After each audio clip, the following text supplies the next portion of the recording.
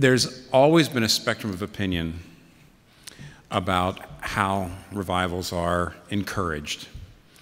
At one end of the spectrum are people who say, you can't do anything. These are sovereign actions of God. Sometimes, it could be as I'm getting older, in spite of the fact I wrote the book, I suppose the older I get, the more I find myself being drawn in that direction. That there's really nothing you can do except pray for it. At the other end of the spectrum I wouldn't go either, and that's a guy named Charles Finney, by the way, who was a 19th century American Presbyterian minister. I have to take the blame for that. And Charles Finney actually said revivals are absolutely under your control. If you do these 10 things, if you do every one of these things, you will have a revival automatically. So at the one end is like, nothing you can do. At the other end, you can do everything. But here's what's interesting. Everybody agrees on prayer. You understand? No matter where you are on that spectrum. Even the people over on this end say extraordinary prayer is absolutely crucial.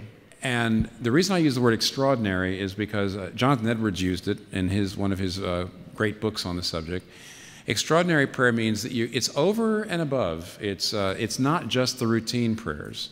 It's corporate prayer. It's coming together to pray for the city and for the church and for renewal. It's fasting and prayer. It's taking special seasons of prayer. What I think is really interesting is along that spectrum of people, from Charles Finney all the way out to people like David Martin Lloyd-Jones, was very much over on the left, on this side, saying all you can do is pray about it. They all agree that extraordinary prayer is the absolutely irreducible minimum measure for seeing revival. That never comes without prayer. Never.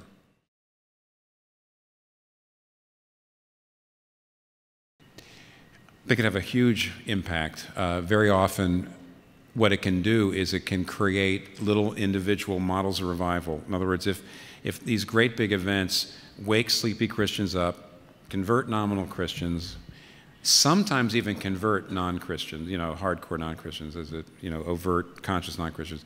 But generally, they wake up sleepy Christians and they convert nominal Christians and they go back to wherever, what churches they're from, and then they become agents of revival. It doesn't work as well, I have to say, in the local church, it doesn't work as well if the pastor isn't on board. But it can still work pretty well. So, and actually, historically, to be honest, if you want to, it depends on how you define parachurch, but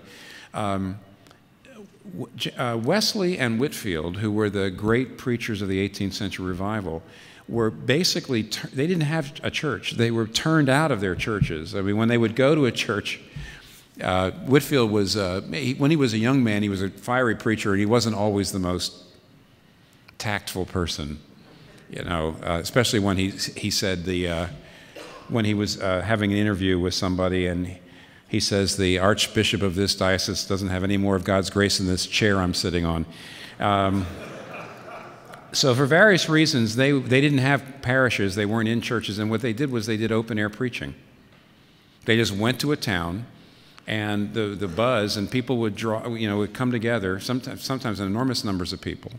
When Whitefield would go to Philadelphia, and I figured this out, Benjamin Franklin, who wasn't a believer but was fascinated by Whitefield's ability to speak, once estimated by walking around as he was preaching, he walked as far away from him as he could before he couldn't hear him anymore, and estimated that Whitefield was preaching without a mic to 20,000 people. So those basically are passion events.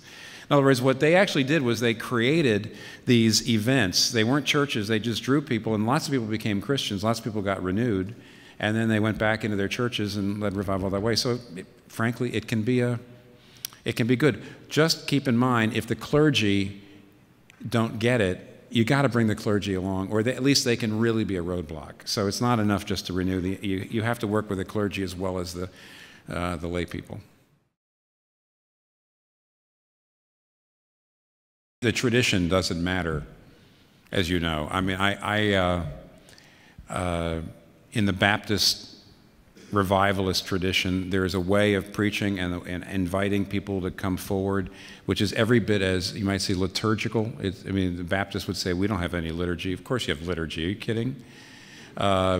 People get set in their ways. They get locked into their methods. And as, like I said, that people put trust in the methods. And so, here, first of all, sometimes a church needs corporate renewal as well as the individuals needing individual renewal. That's another subject. In fact, I don't really cover it in that chapter. There actually are some good books about this. How do you take an institution, an organization that's set in its ways and is just impervious to change, is very comfortable for insiders and completely opaque and difficult for outsiders. So how do you make those changes? I mean, Dr. Lovelace actually talked about the marks of individual revival, and that meant justification and sanctification and conviction of sin. We talked about that here. He also talked about corporate renewal, which means the church as a whole. And he said that the marks of a corporately renewed church, and he always had 6: theological depth, anointed worship, intimate fellowship, aggressive evangelism, social justice in action, and then he called what he called disenculturation. Now that 6th one is kind of weird, but what he really meant was an openness to do new things, not being encrusted in the past. Almost always revivals happen with a new, like for example, open air preaching, which is what Whitefield and Wesley did, was electrifying. It was an innovation. Then people start to say that's how the revival goes. But for example, you all know that the revival, the Fulton Street revival, 1857, 1859, was not built on open air preaching at all. In fact, it wasn't built on preaching. It was lay-led daytime prayer meetings. You knew that? It was called the prayer meeting revival. It actually started with businessmen originally, but basically they would meet at noon just to pray. And there were rules. You gave testimonies and you would pray. And it wasn't really, and a lot of people became converted, and people, as I mentioned, it's like almost always there's some institutional innovation that goes along with a major revival. And then, of course, you can't ever go back, you know, as Aslan said, you can't get back into the Narnia the same way twice. You don't get back in through the wardrobe. And people tend to say open air preaching or noontime revival. No, there's always something new. So what you have to do very often as a leader, if you're the clergy, this is where it helps to be the clergy, is you have to actually, the way to overcome incrustation is you have to change the organization. And that's not easy, but usually you have to find, I don't know, there's a lot of good books written on it. Doesn't sound very spiritual, but it works. You all know the bell-shaped curve? Here's the early adapters. They just love innovation. Everybody thinks that they're weird. Okay, here are the people who are absolutely against it. Then there's the kind of early adopters, the later adopters. But there's a group down here. They're really open to change, but they're not so out on a limb that they're respected by others. You work with them to make the changes. I mean, there's ways of doing that, and that's a whole different subject. But you're right in identifying the fact that besides the prayer and the preaching and all the individual work you're doing on people, sometimes the institution has to be renewed too and open to innovative methods, and that's another subject, but it is part of promoting revival. I'd love to, and here's the reason why. I think in the chapter I bring up the criticisms of revivalism. There are very good criticisms. Revivalism tends to emphasize crisis. And revivalism says the penny has to drop, there has to be this experience. It's not enough just to learn and practice and come. You need to really experience God. So there's an emphasis on crisis. Extreme revivalism says the church doesn't really matter. You have these, you can actually go from passion event to passion event to passion event. You can be in your little groups. And there always have been people like that. In fact, in the 18th century, the great revivals in this part of the country, there were people who basically never settled on a church. They became Christians out in the fields. They went to meetings of other people who had been converted, and they never got involved in the church. The trouble with that, of course, is over a long period of time, there's not growth. I mean, Feelings come and go. Times of suffering happen. You need to be rooted and grounded in the truth so that even when your feelings aren't there, you still have conviction this is the right thing. Catechism, for example, is a very, very profound process by which you are memorizing and learning doctrine, real doctrine, and you're doing it communally. There's always somebody that's asking you the question, you're answering, you're doing it together. It's a process you do over a period of time. You really have to balance revivalism with what I could call ecclesialism. That is, the importance of the church, the importance of being part of the church, the importance of the rhythms of the church, the importance of catechism, the importance of baptism and the Lord's Supper, which are communal events, and they are based on, we do this together, whereas revivalism can be, it's just me and my experience of God. And that's in the book, I actually talk about, it sounds like weird, ecclesial revivalism. That means a church-centered approach to revivalism as opposed to just people having experiences everywhere. And that's the reason why I brought up the subject of catechism. Catechism represents the whole ball of wax. It's baptism, the Lord's Supper, it's church membership, it's being under the oversight of pastors. It's really being part of a community. So unless you have renewal, those communities will be dead. But unless you have communities, you're not going to grow in grace over the long period.